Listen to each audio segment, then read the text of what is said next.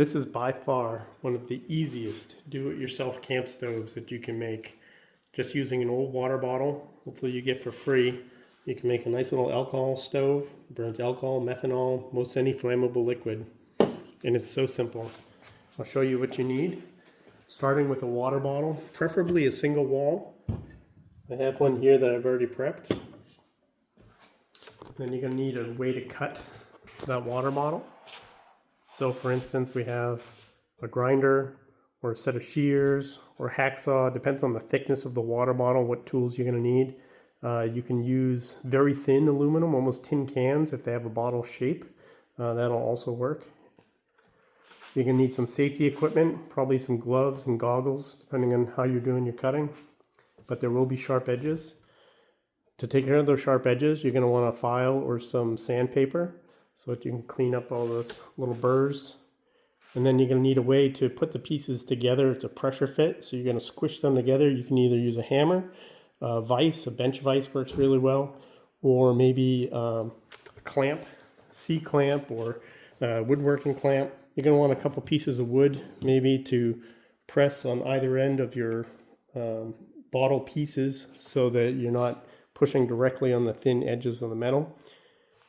Then you're going to want a little stack of books or some hard surface that you can get to the height that you want for that. And you'll use a marker on the book to actually mark your bottle. I'll show you that. You're going to need a piece of paper or tape that you can mark every ½ inch or so as a guide for drilling your holes. And then you're going to want a 3/32 or maybe up to an 1/8 inch drill bit and a pick or a nail. So let's take a look at what we do. We start actually by marking the bottle. So you're going to take your bottle, make sure your books are at the height that you want your bottle to be cut at the height of the camp stove that you want. And you actually just press your bottle against your marker on the books and just slowly rotate around, drawing a line all the way around to make a cut line at the right height. Then you flip your bottle and you do the same for the top of the bottle. And you go all the way around, drawing a nice 2 parallel lines that give you the exact same height on either end. Then you're going to cut those lines with whatever method you want. We get the top and the bottom, and we're not going to use the center part.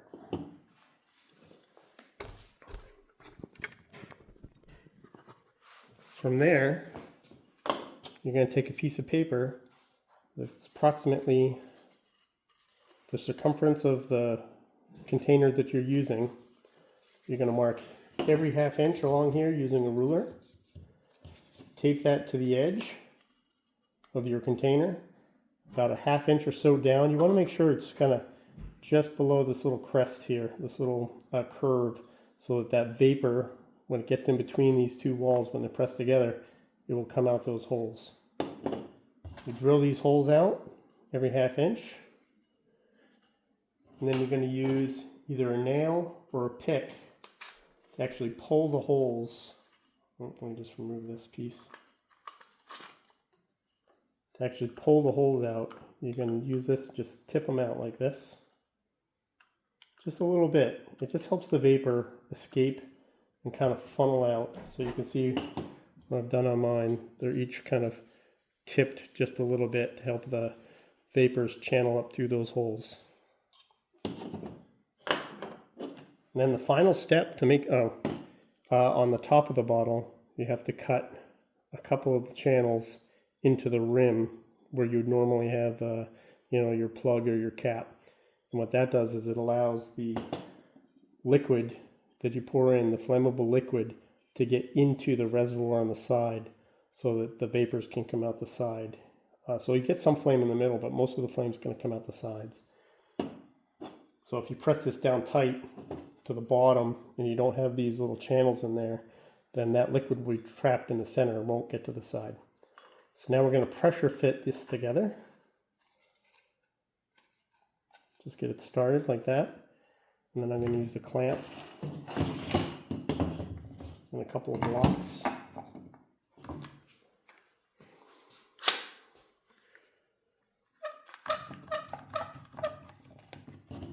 I'll just press these pieces together. None of this has to be precise. It's really about how you want it to look in the end. So that's fairly flush at the top. This one maybe can go down a little more. Bench vise works really well. Put a lot of pressure on there. There we go, something like that. Now you have a complete little stove. You know, I took the time to buff all the paint off of mine and to sand up this edge. So if you just put your sandpaper down or use a file,